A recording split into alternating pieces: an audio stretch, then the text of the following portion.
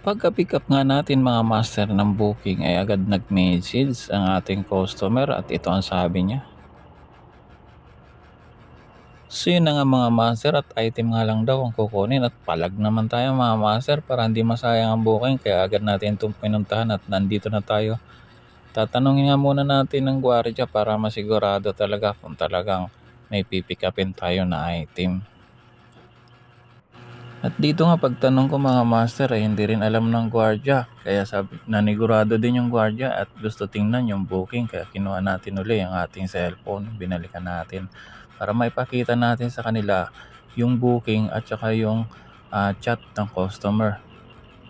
So ito nga pala ay sa Icebergs, no, sa may Timog Avenue, at ang drop nito ay sa may City Hall ng Maynila. Sino nga mga master, at kumpirmado na may pipick upin nga tayo ng item, pero medyo natagalan tayo nagantay dito, pero yan na, at nakuha na natin yung item, pinicture natin mga master doon sa kanilang kasama yung kanilang shop, at dito lang natin yan nilagay sa una. Ang item pala na to mga master is kung hindi ako nagkakamali ay pang sungkit daw ng baradong lababo. So yun, at sa unahan natin nilagay at nilipat natin yung ating cellphone. Tara, hatid na natin to mga master. Yun na nga mga master, buti pagdating dito sa may City Hall ng Caloocan is may parking, no, para sa mga delivery. Kasi pag hindi ka delivery is may bayad dito mga master ang parking.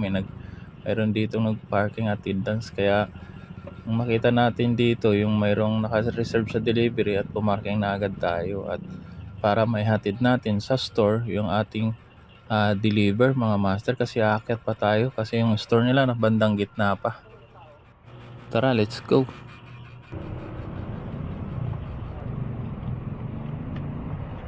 Hatid natin to mga master. Hatid natin sa store. So, patay muna natin to. Excuse me sir, ito po yung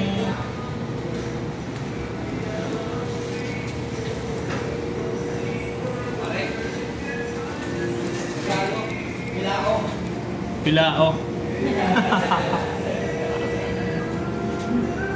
Okay na to ma'am. Thank you po.